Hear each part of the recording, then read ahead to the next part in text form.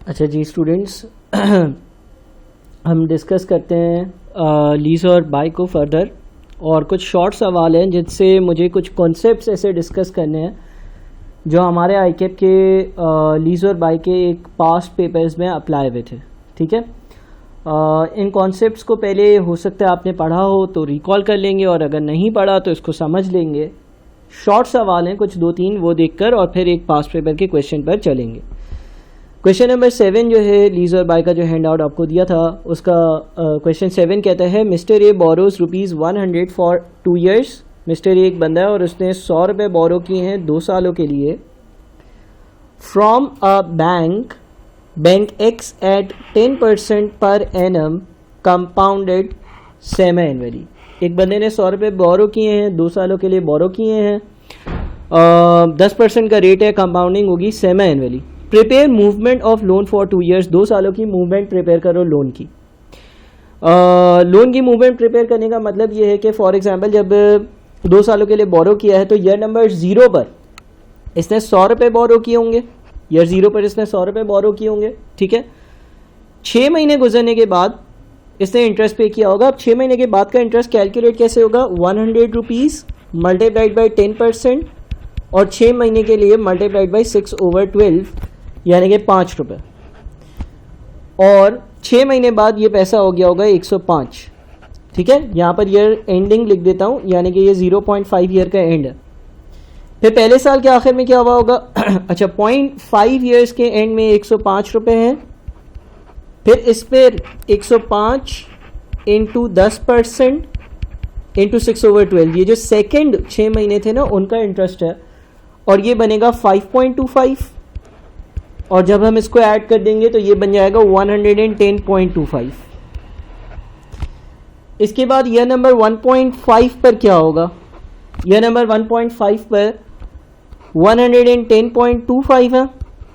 ठीक है, इसका 10% इंटू 6/12 यानी कि 5.51, और जब 5.51 ऐड होगा तो 115.76। इसके बाद दूसरे साल के आखिर के लिए क्या होगा? 115.76, इसका 10% मल्टीप्लाइड बाई 6/12 यानी कि 5.79, और फिर इन दोनों को जब हम ऐड करेंगे ना तो 121.55। ठीक है भाई, तो क्या होगा कि ईयर 0.5 का एंड, ईयर 1 का एंड, ईयर 1.5 का एंड और ईयर 2 का एंड। ईयर 2 के एंड में 121.55 का अमाउंट बन जाता है। जो इसने मूवमेंट हमसे पूछी थी वो मूवमेंट हमने बना ली। अगले में बोलते हैं compute effective annual rate for the above scenario. अच्छा, अब इफेक्टिव एनुअल रेट को कैलकुलेट करने का पहले तरीका देख लेते हैं और फिर उसको ब्रीफली समझ भी लेते हैं कि उसका मतलब क्या है। इफेक्टिव एनुअल रेट कैलकुलेट करने के लिए आप फॉर्मूला यूज़ करोगे EAR, effective annual rate is equals to 1 plus nominal rate divided by m power m minus 1। ठीक है, यानी कि 1 प्लस नॉमिनल रेट 10% है तो 10% डिवाइडेड बाई 2। डिवाइडेड बाई 2 क्यों? अगर कंपाउंडेड सेमी एनुअली हो तो M2 होगा, अगर कंपाउंडेड क्वार्टरली हो तो M4 होगा।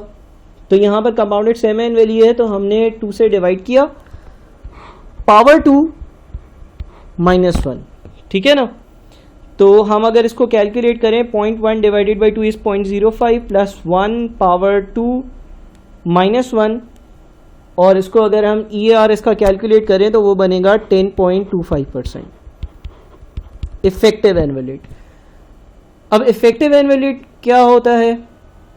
देखो, जो हमें बैंक ने कहा था 10% पर एनम कंपाउंडेड सेमी एनुअली, ये कहलाता है नॉमिनल रेट।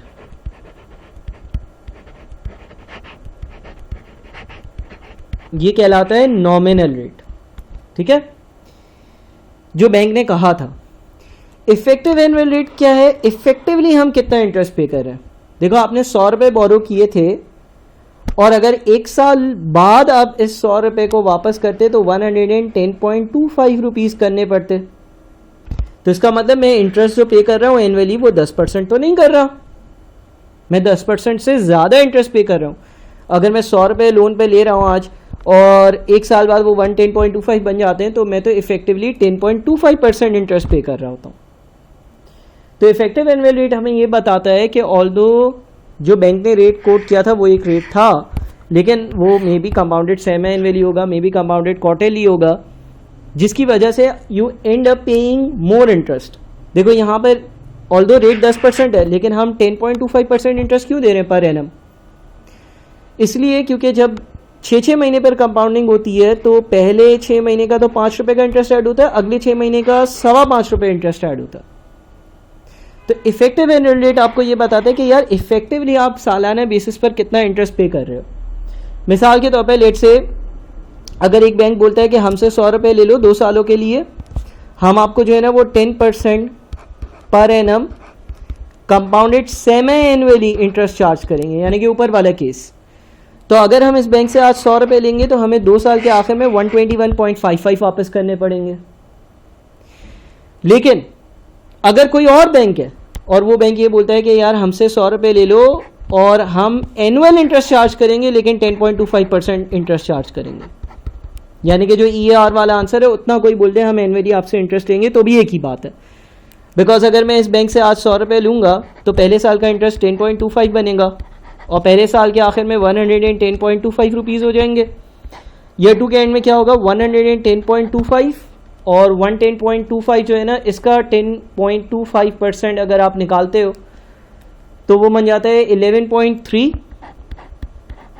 और इसको अगर आप ऐड करते हो तो ये बन जाता है 121.55।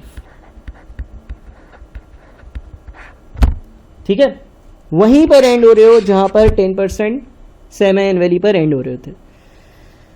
आगे लिखा है अनदर बैंक वाई ऑफर्स 10.25% पर annum for the same term, यानी कि 2 सालों के लिए, which bank should be preferred. तो आपने देख लिया कि यार अगर कोई बैंक मुझे 10% पर एनम कंपाउंडेड सेमी एनुअली कहता है तो भी मुझे 2 साल बाद 121.55 देने हैं। अगर कोई बैंक मुझे 10.25% यानी कि ER की जो वैल्यू है पर एनम कहता है तो भी मुझे 2 साल बाद 121.55 रुपीज़ ही देने पड़ेंगे। फिर लिखा हुआ है bank Z offers an annual rate compounded quarterly. Bank Z एक और बैंक है, वो बोलता है कि हम XYZ आपको रेट जो है ना उस पर लोन देंगे, लेकिन कंपाउंडिंग कैसे होगी, क्वार्टरली होगी, which will result in the same payment after the relevant time period. और इससे होगा ये कि जो भी आप पैसे लोगे और जो पैसे वापस करोगे वो सेम होंगे। Compute the rate that is being charged by bank Z। Bank Z क्या रेट चार्ज कर रहा होगा, यानी कि अब कहानी उल्टी चल रही है। आपको ये पता है कि EAR या effective annual rate is equals to 1 plus nominal rate divided by m power m-1। अब सवाल ये कहना चाह रहा है कि यार अगर 10.25% का EAR हो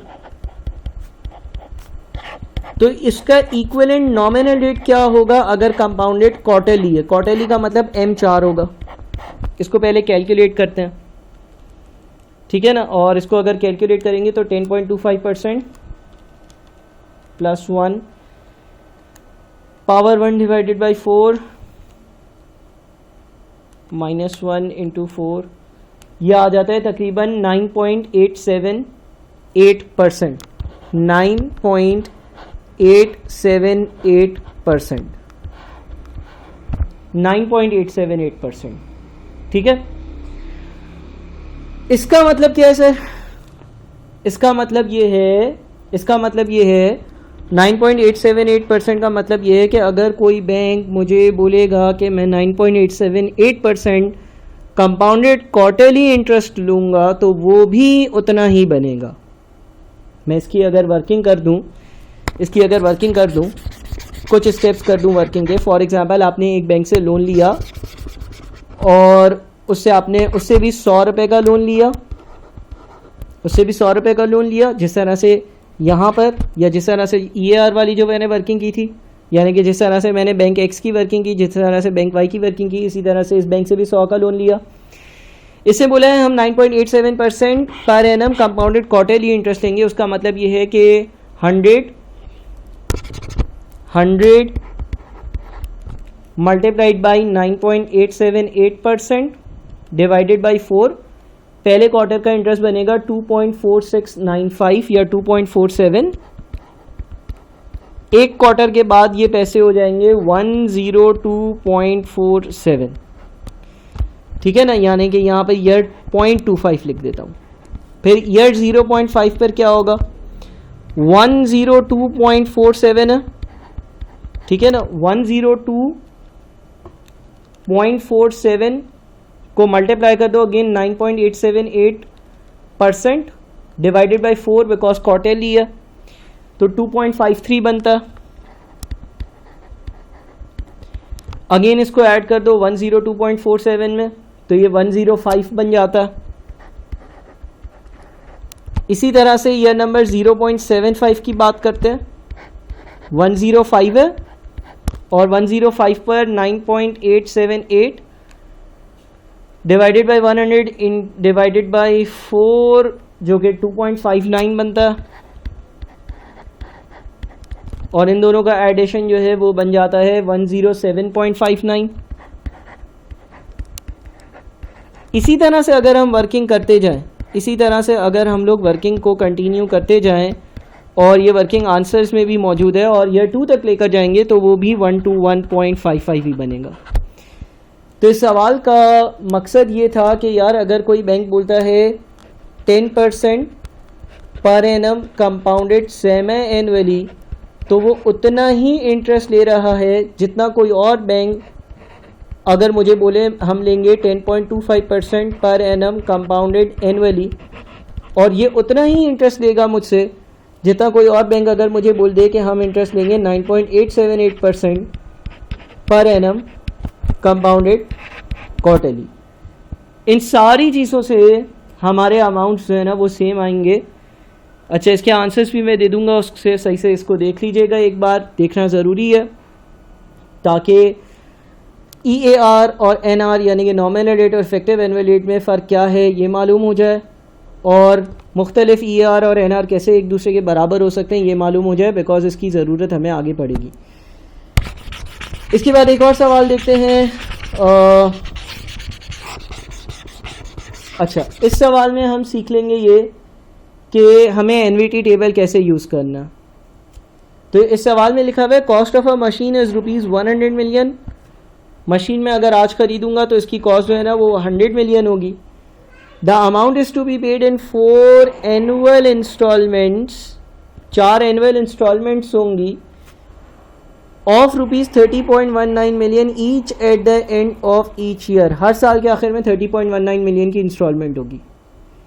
compute the rate of interest being charged using NVT table और कैलकुलेटर, यानी कि आपको इंटरेस्ट का रेट बताना है कैलकुलेटर यूज़ करते हुए या NVT टेबल को यूज़ करते हुए। अब जो आप अपने पेपर्स में BFD की बुक्स लेकर जाओगे उसमें NVT टेबल मौजूद होगा, और NVT टेबल यूज़ करना यहाँ पर हम सीख रहे हैं बिकॉज हो सकता है कि किसी सवाल में आपको NVT टेबल यूज़ करने की ज़रूरत हो। देखो, आपने NVT का एक फॉर्मूला सीखा हुआ है और वो फॉर्मूला है P is equals to R multiplied by 1 minus 1 plus I power minus N upon I, ठीक है। अच्छा, ये जो पूरी चीज़ है जो रेड बॉक्स में मैंने डाल दी, इस चीज़ को हम लोग NVT फैक्टर कहते हैं। तो हम ये भी कह सकते हैं कि NVT factor is equals to P upon R। NVT factor is equals to P divided by R, यानी कि यहाँ पर इस स्पेसिफिक केस में 100 डिवाइडेड बाई 30.19, ठीक है ना। देखो ये इस तरह से था ना, P is equals to R multiplied by NVT factor, तो R जब लेफ्ट पर जाएगा तो P अपॉन R हो जाएगा, P upon R is equals to NVT factor, ठीक है। अच्छा, तो अब इसको अगर हम कैलकुलेट करते हैं तो 100 डिवाइडेड बाई 30.19 ये बन जाता है 3.312, ठीक है। ये NVT फैक्टर की कैलकुलेशन है। अब सवाल ने क्या बोला हुआ था? सवाल ने P दिया हुआ था, सवाल ने N दिया हुआ था, सवाल ने R दिया हुआ था, हमने एनवीटी फैक्टर कैलकुलेट कर लिया और rate of interest find out करना है। यानी कि अगर इस फॉर्मूले की, एनवीटी के फॉर्मूले की बात करें ना, ये जो फॉर्मूला दिया हुआ है इसमें अगर सारी वैल्यूज पुट इन करें तो P100 दिया हुआ था, R जो है ना वो 30.19 दिया हुआ था, जो N है वो दिया हुआ था और I ढूंढना था। ठीक है, ऐसा ही था ना। तो हमने एनवीटी फैक्टर ढूंढ लिया। अब आपके पास एग्जाम में एक एनवीटी टेबल दिया हुआ होगा कुछ इस तरह का। इसमें ये जो बीच में नंबर्स लिखे हुए हैं, ये जो सारे नंबर्स लिखे हुए हैं, ये सारे एनवीटी फैक्टर्स हैं। ठीक है, हमने एनवीटी फैक्टर ढूंढा 3.312 और हमें पता है N4 है, तो हम N जहाँ 4 होगा ना उसमें हम 3.312 ढूंढेंगे और इसके जो ऊपर रेट होगा वो रीड कर लेंगे। यानी कि इस टेबल का यूजेज कैसे होता है, आपको अगर टाइम पीरियड मालूम है और एनवीटी फैक्टर्स में से कोई भी एक एनवीटी फैक्टर मालूम है तो आप आई या इंटरेस्ट की परसेंटेज मालूम कर सकते हो। कैसे करी, N4 था, उधर हमने 3.312 देखा बिकॉज ये हमारा एनवीटी फैक्टर है और इसके ऊपर वाले आई की वैल्यू रीड कर ली जो कि 8% आ रही है। ठीक है, तो इस तरह से हमें रेट ऑफ इंटरेस्ट मिल सकता है। हाँ, वाइस वर्सा भी होगा, किसी सवाल में हो सकता है कि इंटरेस्ट रेट दिया हुआ हो, एनवीटी फैक्टर आप ढूंढ लो और एन ढूंढना हो तो उल्टा चलना। ठीक है, अच्छा, इसका मतलब ये हो गया कि इस ऊपर वाले सवाल में जो आई की वैल्यू है ना वो 8% है। ठीक है, अब ये भी एप्लीकेशन अभी आगे वाले एक सवाल में आने वाली है, इसीलिए मैंने यहाँ पर इसको आप लोगों को बता दिया। चलें जी, अगले शॉर्ट क्वेश्चन पर चलते हैं। अगले में कहता है cost of a machine is ₹100,000, the amount is to be paid in 4 semi annual installments of ₹31.5457 million each at the end of each time period. Compute the rate of interest being charged compounded semi-annually. Prepare the payment schedule. तो हमारा जो NVT का formula है P is equals to R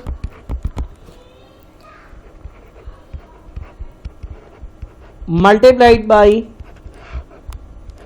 1 minus 1 plus I upon 2 power minus n divided by I upon 2। ठीक है, हमने सारी values put in कर दी, P की वैल्यू पुट इन करी, R की वैल्यू पुट इन करी, N की वैल्यू पुट इन करी और I जो है उसके नीचे 2 इसलिए आया क्योंकि कंपाउंडेड सेमी एनुअली लिखा हुआ।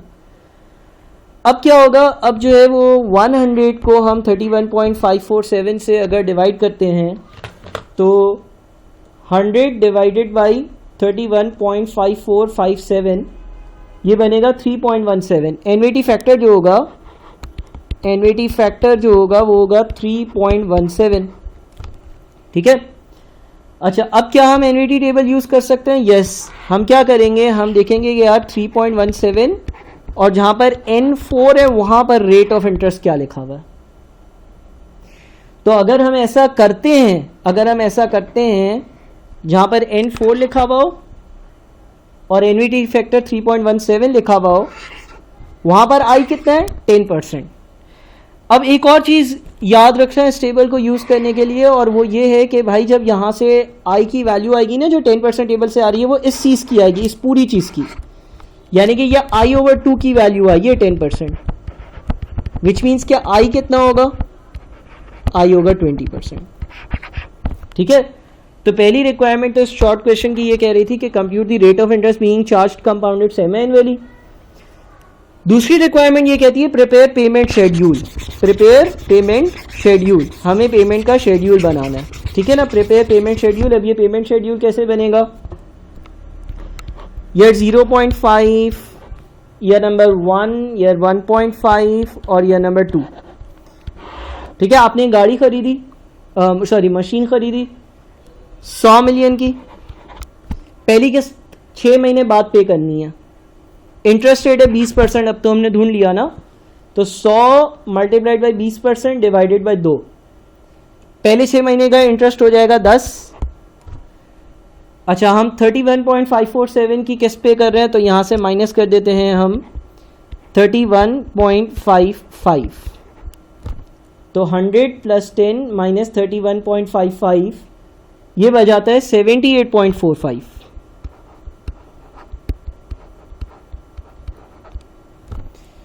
इसके बाद क्या होगा ये नंबर 1 पर, यह नंबर 1 यानी कि देखो बात को समझना, ये ईयर 0 था, यानी कि अभी अभी आपने 100 मिलियन की मशीन खरीदी है और फिर 6 महीने का इंटरेस्ट 10 बनता है, आपने 6 महीने बाद 31.55 की किस्त पे कर दी, तो ये 78.45 is the pending amount at month number 6। अब ये अगले 6 महीने का ओपनिंग अमाउंट बन जाएगा, फिर 6 महीने का इंटरेस्ट यानी कि 78.45 into 20% divided by 2 which is 7.85। फिर मैंने एक किस्त पे करी, वो है 31.55 की किस्त, तो 78.45 प्लस 7.85 माइनस 31.55, यह आ जाता है 54.75। उसके बाद 54.75 6 महीने का इंटरेस्ट इसमें ऐड करेंगे, 54.75 multiplied by 20% divided by 2 which is 5.48, और इसमें से माइनस करेंगे हम 31.55, सो 54.75 प्लस 5.48 माइनस 31.55, ये बच जाता है हमारे पास 28.68। फिर 28.68 और इस 28.68 का हम ले लेते हैं वापस से 20% डिवाइडेड बाई 2 यानी कि 2.87, और इसमें हमने 31.55 जब पे कर दिया तो कुछ भी नहीं बचा। ठीक है ना, अगली चीज पर चलते हैं। अगला छोटा सा सवाल है, company bought in equipment, payment is to be made in 4/6 monthly installments of 31.5457, ऊपर वाले से ही लिंक्ड है। The effective annual rate is 21%, compute the present value of payments. अब देखो ये याद रहे कि हमें जो रेट दिया हुआ है ना, वो इफेक्टिव एनुअल रेट दिया हुआ है, और किस्तें हम 6 महीने पे कर रहे हैं, तो अगर 6 महीने वाली किस्तें और उसकी डिस्काउंटिंग करनी है, अगर आपकी किस्तें 6 महीने वाली हैं तो इंटरेस्ट रेट भी 6 महीने वाला होना चाहिए। ये तो इफेक्टिव एनुअल रेट है, तो इसको 6 महीने वाले रेट में कन्वर्ट कैसे करेंगे? EAR या effective annual rate is equals to 1 plus nominal rate divided by m power m minus 1, यानी कि 21% is equals to 1 plus NR upon 2 power 2 minus 1। Solve करते हैं इसको, 0.21 प्लस 1 पावर 0.5 माइनस 1 इंटू 2, तो नॉमिनल रेट जो बन रहा है ना, नॉमिनल रेट जो बन रहा है वो बन रहा है 20% per annum compounded semi annually. हाँ, अब आप इस मशीन की कॉस्ट कैलकुलेट कर सकते हो, और वो ऐसे कैलकुलेट कर सकते हो कि P is equals to R यानी कि 31.5457 multiplied by 1 minus 1 plus I यानी कि 20% upon M, compounded semi annually इसलिए 2 से डिवाइड किया, पावर माइनस 4 बिकॉज 4 वैल्यूज थी, 4 पेमेंट्स थी, डिवाइडेड बाई 20% अपॉन 2। ठीक है, और इसको अगर हम सॉल्व करते हैं 20% upon 2 plus 1 power minus 4, 1 minus answer divided by 0.1 into 31.5457, और P जो है ना, P हमारा P बन जाता है तकरीबन 100। ठीक है, P 100 बन जाता है, विच मीन्स कि इन चार पेमेंट्स की प्रेजेंट वैल्यू इज 100। अब यहाँ पर एक चीज़ नोट करना कि अगर पेमेंट्स मंथली 6 मंथली हैं, तो आपको रेट भी 6 मंथली करना पड़ता है, ठीक है।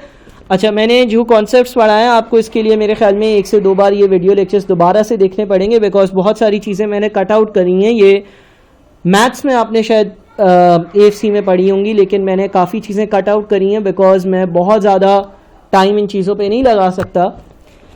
लेकिन बहरहाल कुछ बातें समझ में आई होंगी आपको कि इफेक्टिव एनुअल रेट क्या है, नॉमिनल रेट क्या है, और अगर पेमेंट 6 मंथली हो तो हमें रेट को भी 6 मंथली में लेकर जाना पड़ता है, एंड सो ऑन। अब ज़रा ये एक पास पेपर का सवाल देख लेते हैं। पास पेपर के सवाल में लिखा हुआ है, in order to reduce the cost of electricity consumption, HIN Textile Mills Limited has decided to install a gas generator and discontinue the power supply being obtained from a utility company. The gas generator, which will meet their requirements, will cost rupees 80 million. यानी कि gas generator है और वो gas generator जो है ना उसकी जो कॉस्ट होगी ना वो 80 मिलियन होगी, ठीक है। The following 2 proposals are being considered by HIN के हाथ में 2 अलग अलग प्रपोजल्स हैं जो वो कंसिडर करना चाह रहा है। Option number 1, offer from BAL leasing company limited, एक लीजिंग कंपनी है, उसने एक ऑप्शन दिया है, ऑप्शन नंबर 1 है वो। और ऑप्शन नंबर 2 क्या है, offer from PUS rental services. It may B assumed that HIN's cost of capital is equal to the IRR offered by BAL.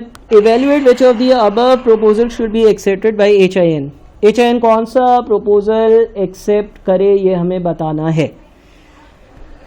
चले हम एक काम करते हैं, प्रपोजल नंबर 1 की बात करते हैं, ऑप्शन नंबर 1 की बात करते हैं, ऑप्शन नंबर 1 की वर्किंग करते हैं। ऑप्शन नंबर 1 में लिखा हुआ है, BAL has offered a 3 years lease at a quarterly rent of 7.46 million payable in arrears.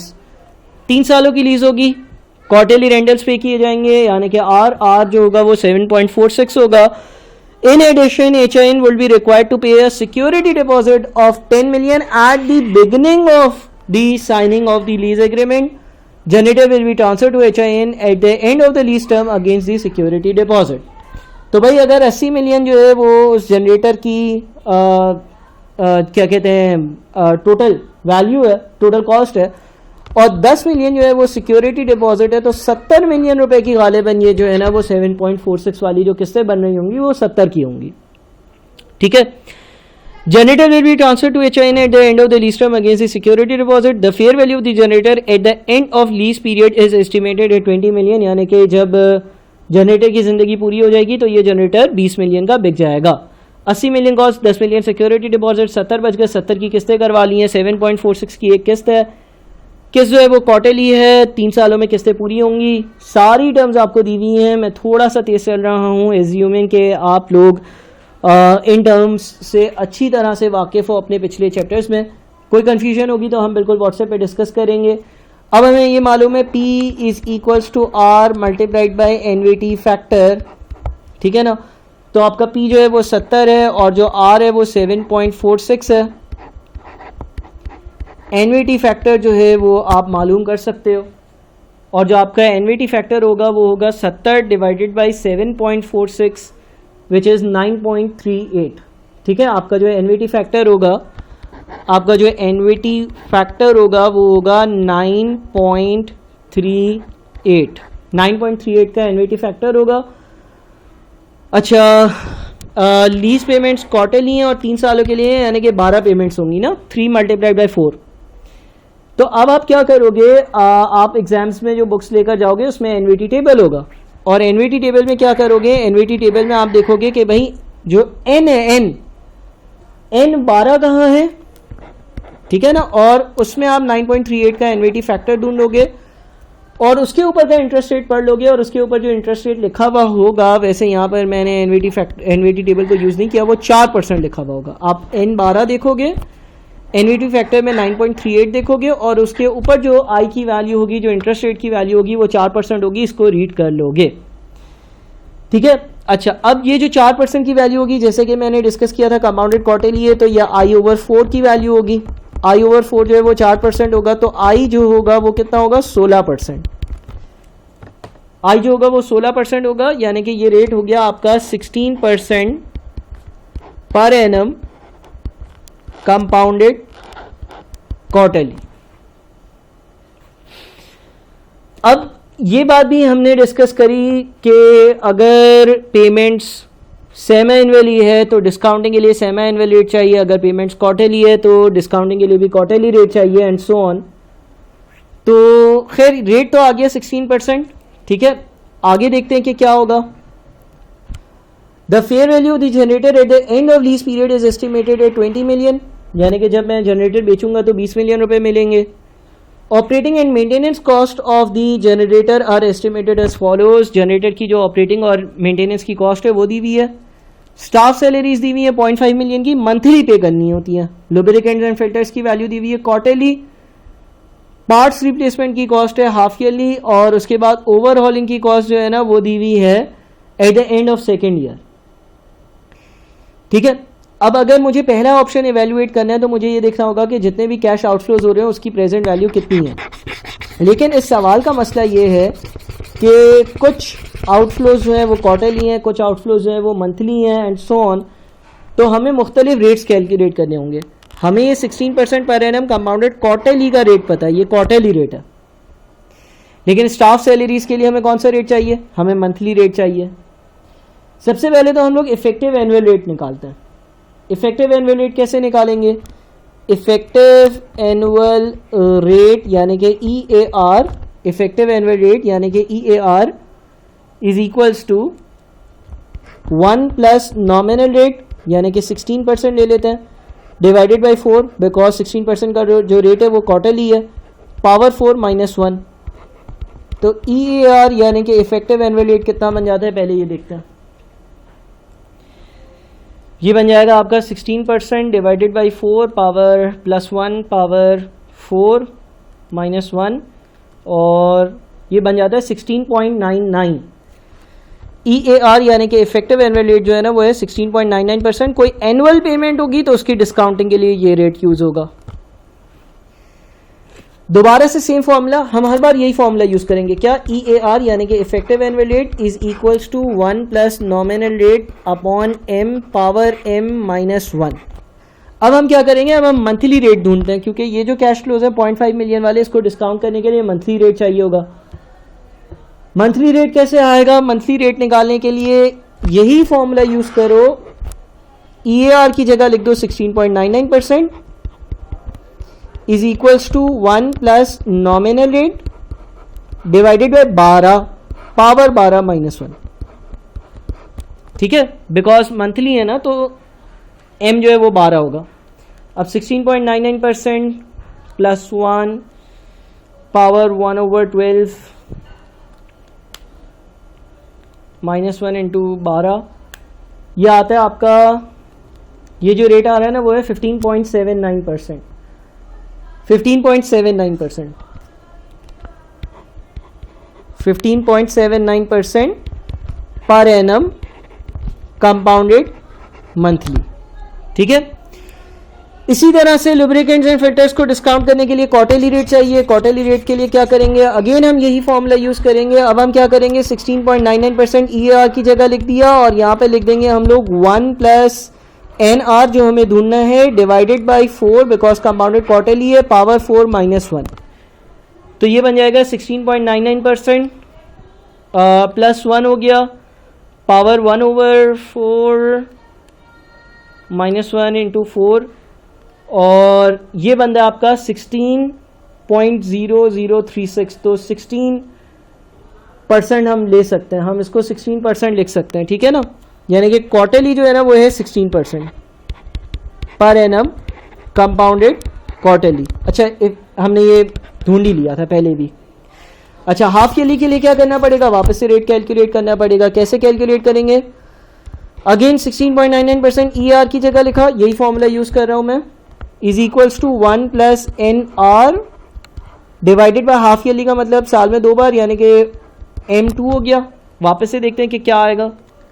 16.99% plus 1 power 1/2, अच्छा माइनस 1 किया और 2 से मल्टीप्लाई किया, ये आता है तकरीबन 16.32%, ठीक है ना। ये बनता है 16.32% per annum compounded semi annually, ठीक है भाई। अब हम देखते हैं कि ये जो कैश आउटफ्लोज है इनकी प्रेजेंट वैल्यूज क्या हैं। आप यहाँ तक की ये वर्किंग्स नोट कर लें, फिर हम देख सकेंगे कि ये जो आउटफ्लोज हैं इनकी प्रेजेंट वैल्यूज़ क्या हैं। मैं इसको मिटा देता हूँ, ठीक है ना। मैं ये देखता हूँ कि यार ऑप्शन नंबर 1 जो है ना उसके हिसाब से जो मैं कैश इनफ्लोज और आउटफ्लोज लेकर जा रहा हूँ तो उनकी आखिर प्रेजेंट वैल्यूज़ बनती क्या है। देखो सबसे पहले तो आपने एक सिक्योरिटी डिपॉजिट पे किया 10 मिलियन का, सवाल में लिखा हुआ था ना कि आपने एक सिक्योरिटी डिपॉजिट पे किया 10 मिलियन का, ठीक है। तो उसकी प्रेजेंट वैल्यू क्या होगी, उसकी प्रेजेंट वैल्यू भी 10 मिलियन ही होगी। 10 मिलियन का आपने सिक्योरिटी डिपॉजिट जो पे किया उसकी प्रेजेंट वैल्यू भी 10 मिलियन ही होगी। अच्छा, उसके बाद लीज रेंटल्स, लीज रेंटल्स कितने पे किए, लीज रेंटल्स जो मैंने पे किए 3 सालों में 12 पे किए, क्वार्टरली थे और 7.46 के थे, ठीक है।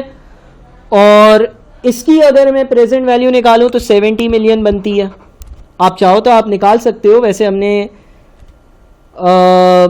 ये जो 80 निकाला था उसी का ये हिसाब किताब है, ठीक है ना। ये जो 80 था इसी का हिसाब किताब है। लीज रेंटल्स की जो प्रेजेंट वैल्यू बनती है वो 70 मिलियन बनती है, जो आप किससे पे कर रहे हो उसकी प्रेजेंट वैल्यू, तो इसमें कोई मसला नहीं है। हाँ, अब आते हैं स्टाफ सैलरीज पर। स्टाफ सैलरीज क्या है, स्टाफ सैलरीज पे होंगी मंथली और हर महीने पे होगी 0.5। तो सर इसकी प्रेजेंट वैल्यू कैसे निकालेंगे, P is equals to R, R हो गया 0.5 million multiplied by 1 minus 1 plus I। अब यहां पर I कौन सा यूज होगा, I यूज होगा जो हमने compounded monthly nominal rate calculate किया था।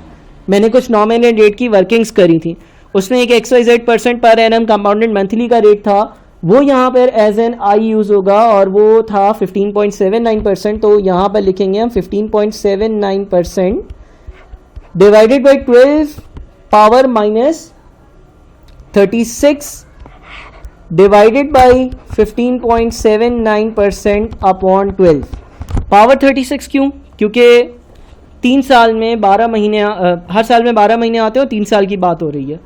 इसको सॉल्व करते हैं। 15.79% divided by 12 plus 1 power minus 36, 1 minus answer divided by 15.79% upon 12 multiplied by 0.5, यह आता है भाई 14.26 मिलियन। यानी कि जितनी भी स्टाफ सैलरीज में पे करूंगा ना उनकी प्रेजेंट वैल्यू 14.26 मिलियन है, ठीक है। इसी तरह से लुब्रिकेंट्स एंड फिल्टर पर आते हैं। अब लुब्रिकेंट्स एंड फिल्टर की वर्किंग कैसे होगी भाई, R यहाँ पर 1 है मल्टीप्लाइड बाई 1 माइनस 1 प्लस, यहां पर I कौन सा यूज होगा, क्वार्टरली वाला। यहां पर I कौन सा यूज होगा, क्वार्टरली वाला, यानी कि 16% अपॉन 4। अच्छा, पावर में आएगा माइनस 12 अपॉन 16% ओवर 4। चलें जी, इसको सॉल्व करते हैं। 16% upon 4 plus 1 power minus 12, 1 minus answer divided by 0.04 into 1, जो कि आता है 9.385, ठीक है ना। 9.385 मिलियन लुब्रिकेंट्स एंड फिल्टर्स की जो प्रेजेंट वैल्यू है वो है 9.385 मिलियन। उसके बाद देखते हैं पार्ट्स रिप्लेसमेंट। पार्ट्स रिप्लेसमेंट के लिए क्या होगा, पार्ट्स रिप्लेसमेंट के लिए 3 या R की वैल्यू आ गई multiplied by 1 minus 1 plus half yearly का जो रेट हमने निकाला था, जो हाफ ईयरली का रेट था वो कितना आया था भाई, हाफ ईयरली का रेट आ रहा था 16.32%। तो यहाँ पर 16.32% डिवाइडेड बाई 2, पावर कितनी आएगी भाई, पावर आएगी -6 बिकॉज 3 सालों की बात हो रही है, डिवाइडेड बाई 16.32% अपॉन 2। चलो जी, इसको सॉल्व करते हैं। 16.32% upon 2 plus 1 power -6, 1 minus answer upon 16.32 divided by 100 divided by 2 और मल्टीप्लाइड बाई 3, यह आ जाता है कोई 13.8 मिलियन का cash outflow. Parts replacement 13.8 million का कैश आउटफ्लो। अच्छा, ओवरऑलिंग क्या है, eight the end of second year 15 million, 15 million की ओवरऑलिंग है दूसरे साल के आखिर में। तो दूसरे साल के अगर आखिर में है, क्वार्टरली नहीं है, हाफ ईयरली नहीं है, तो हम ये EAR वाला रेट यूज़ कर सकते हैं। EAR का रेट भी हमने ढूंढा था और वो हमने ढूंढा था 16.99%।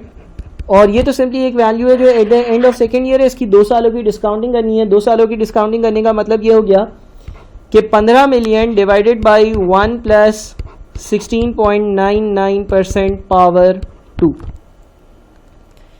तो 15 डिवाइडेड बाई 1.1699 पावर 2 और ये आ जाता है आपका 10.96 मिलियन। ठीक है, ओवरऑलिंग आ जाता है 10.96 मिलियन। अच्छा, फिर एक और बात सवाल में लिखी हुई थी कि भाई फेयर वैल्यू जनरेटर की जो होगी 3 साल के बाद यानी कि लीज टाइम के एंड में वो 20 मिलियन होगी, यह हमारा इनफ्लो होगा। तो इसकी प्रेजेंट वैल्यू कैसे आएगी? अगेन ये हम सिंपली 3 साल के बाद की एक 20 मिलियन के इनफ्लो की वैल्यू है, उसको 1 प्लस 16.99% पावर 3 से अगर डिवाइड करते हैं तो 20 divided by 1.1699 power 3 which is 12.49। 12.49 में नेगेटिव मैं ब्रैकेट्स में इसलिए लिख रहा हूँ बिकॉज ये सारे तो आउटफ्लोज होंगे, मेरी पेमेंट्स होंगी और ये एक इनफ्लो होगा। तो नेट आउटफ्लो मेरा जो बनेगा वो होगा 10 plus 70 plus 14.26 plus 9.385 plus 13.8 plus 10.96 minus 12.49।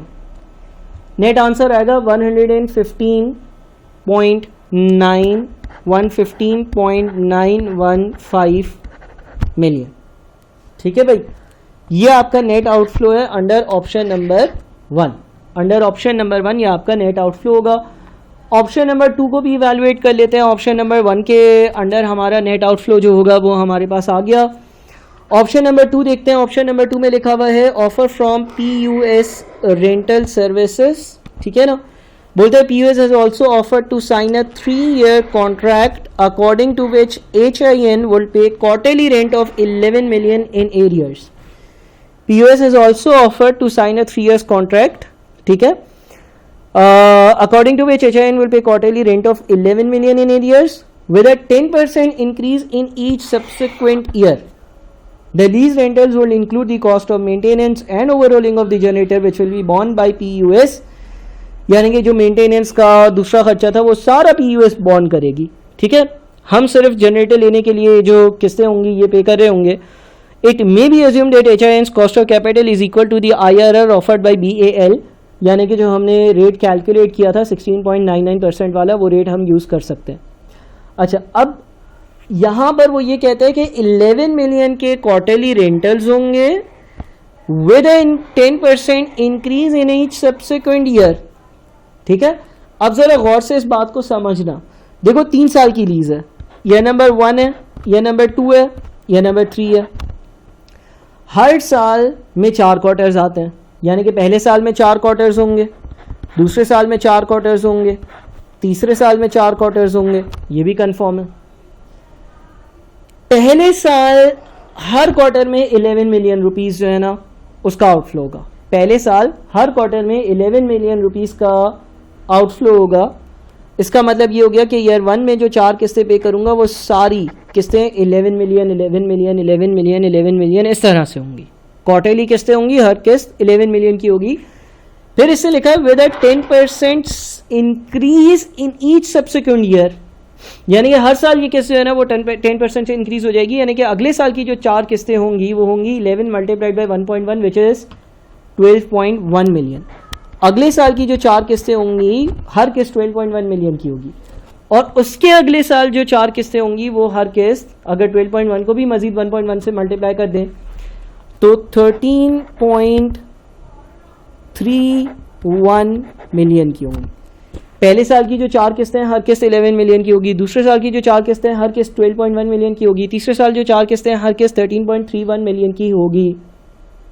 ठीक है, किस्तें होंगी क्वार्टरली, लेकिन ये जो 10% का इंक्रीज है ये एनुअल है बिकॉज ईच सब्सिक्वेंट ईयर लिखा है, ईच सब्सिक्वेंट इंस्टॉलमेंट नहीं लिखा है। ठीक है, अब इनकी प्रेजेंट वैल्यू निकालनी है। अब इनकी प्रेजेंट वैल्यू कैसे निकाली जाए भाई? क्वार्टरली है तो क्वार्टरली रेट यूज होगा, क्वार्टरली किस्तें हैं ना तो क्वार्टरली रेट यूज होगा जिससे हम इनकी डिस्काउंटिंग करेंगे। अच्छा, अब देखो पहले साल के लिए क्या होगा, पहले साल के लिए वर्किंग बड़ी सिंपल होगी, 11 मिलियन जो पहले साल हर क्वार्टर में पे कर रहा हूँ, उसके लिए तो मैं लिख सकता हूँ 11 million multiplied by 1 minus 1 plus quarterly rate था 16%, तो 16% अपॉन 4 पावर -4 अपॉन 16% ओवर 4। ठीक है भाई, इसको कैलकुलेट करते हैं पहले तो 0.16 upon 4 plus 1 power -4 1 minus answer upon 0.04 into 11, ये बनता है 39.92। ठीक है ना, पहले साल जो 11 मिलियन 11 मिलियन 11 मिलियन और 11 मिलियन पे कर रहा हूँ, उसकी प्रेजेंट वैल्यू बनती है 39.9 मिलियन इस फॉर्मूले के हिसाब से। सही है। अच्छा, अब सेकेंड ईयर के लिए क्या होगा, सेकेंड ईयर के लिए देखो पहले साल के लिए क्या हुआ, ईयर 0 पर आपको सबको लेकर आना था, ये 0.25 था, ये 0.5 था, ये 0.75 था और 1 था, यहाँ पर आ था 1 2 3 4। आपने जब ये फॉर्मूला अप्लाई किया तो सारी चीज़ें 0 पर आ गई। लेकिन जो सेकेंड ईयर के 12.1 मिलियन है, गौर से देखना कि अगर ईयर 0, ईयर 1 और ईयर 2 है और यहाँ पर 1.25 आएगा, फिर यहाँ पर 1.5 ईयर आएगा, 1.75 ईयर आएगा और फिर ईयर 2 आएगा, तो ये जो 12.1 मिलियन है ना, ये देख रहे हैं, ये यहाँ पर है 12.1, 1 2 3 4। मैं अगर ये वाला फॉर्मूला लगाऊंगा, होता क्या है कि देखो टाइम पीरियड है, आर है, टाइम पीरियड है, आर है, टाइम पीरियड है, आर है, टाइम पीरियड है और आर है। जब मैं ये फॉर्मूला लगाता हूं तो ये फॉर्मूला करता क्या है, जो पहला आर है उससे एक टाइम पीरियड पहले चीज़ें लेकर आ जाता है। तो अगर मैं यहाँ पर 12.1 पर ये वाला फॉर्मूला लगाऊंगा तो ये सारी चीज़ें 0 पर नहीं आएंगी बल्कि 1 पर आएंगी। फिर मुझे उनको एक साल पीछे खुद मैन्युअली लेकर जाना पड़ेगा। तो होगा ये कि मैं पहले लिखूंगा 12.1 multiplied by 1 minus 1 plus 16% upon 4 power -4 upon 16% over 4। इससे पहले आंसर निकालते हैं। इससे जो आंसर आएगा वो आएगा 1.04 की पावर -4, 1 माइनस आंसर अपॉन 0.04, यह आ जाता है आपका 43.921। लेकिन ये नंबर 1 पर है। अब ईयर 0 पे लेकर आना है, यानी कि एक साल की डिस्काउंटिंग करनी है, उसके लिए एनुअल रेट चाहिए होगा और एनुअल रेट 16.99% हमने कैलकुलेट किया था। तो 43.921 divided by 1 plus annual rate जो था ना वो था 16.99% का, पावर 1 एक साल पीछे लेकर आना है। तो अब 43.921 डिवाइडेड बाई 1.1699, ये बन जाता है आपका 37.54। ठीक है। अच्छा, उसके बाद फाइनली तीसरे साल के हर क्वार्टर में 13.31 पे होंगे। अब अगेन देखो इसके लिए क्या होगा, ये ईयर 0 है, ये ईयर नंबर 1 है, ये ईयर नंबर 2 है, ये ईयर नंबर 3 है। 2.25, 2.5, 2.75, यानी कि यहाँ पर 13.31 है, फिर यहाँ पर 13.31 है, फिर यहाँ पर 13.31, यहाँ पर 13.31। वो ये कह रहा है कि यार ये जो 13.31 है इसको 0 पे लेकर आओ। लेकिन जब हम ऐसा फॉर्मूला अप्लाई करते हैं तो ये सारी चीज़ें जो है ना वो 2 पर आएंगी। 2 से उनको 0 पे लेकर आने के लिए 2 सालों की नॉर्मल डिस्काउंटिंग करनी होगी। सबसे पहले होगा ये कि मैं 13.31 को मल्टीप्लाई कर दूंगा इसी चीज़ से। ठीक है ना, मैं वापस से लिखता नहीं हूँ यार, तो हम कर लेते हैं 16% divided by 4 plus 1 power -4, 1 minus answer divided by 0.16.4 into 13.31, ये बन जाता है 48.31। ठीक है, 48.31 जो है वो यहाँ की वैल्यू आ गई और 2 से इसको 0 पे लेकर आना है, यानी कि 2 साल पीछे लेकर जाना है। और अगर 2 से 0 पे लेकर आना है और 2 साल पीछे लेकर जाना है तो 48.31 डिवाइडेड बाई 1 प्लस 16.99% की पावर 2। ठीक है, तो इसको ज़रा सॉल्व करते हैं। और ये आपका बन जाता है 35.29। अब ऐड करते हैं इसको, 35.29 प्लस 37.54 प्लस 39.9, ये बन जाता है 112.7। ठीक है ना, इसकी प्रेजेंट वैल्यू बनती है 112.7 मिलियन। ये 112.7 मिलियन है और ये 115.9 मिलियन है। देयरफॉर सेकंड ऑप्शन जो है ना वो ज़्यादा बेहतर है कंपनी के लिए। अच्छा, अब इन सवालों में आपने बहुत सारी नई चीज़ें डिस्कस करी होंगी, देखी होंगी,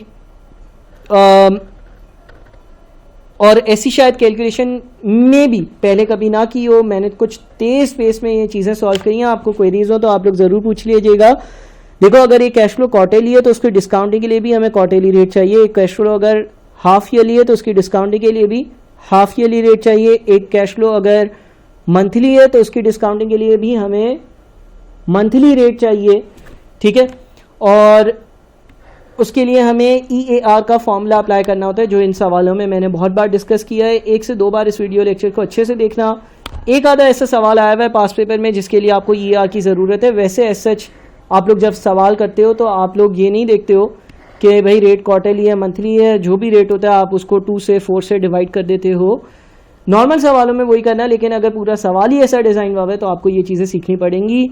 और शायद ये QT में पढ़ी भी थी आपने, मैथ्स में पढ़ी थी, लेकिन अब आप ये चीज़ें भूल गए हो। तो एक बार देखते हैं कि आप कितना रिकॉल कर सकते हो। ये रिकॉल करना बहुत ज़रूरी है, बिकॉज ऐसा ही सवाल अगर आ गया तो ये सारे फंक्शंस आपको मालूम होने चाहिए। बहुत शुक्रिया।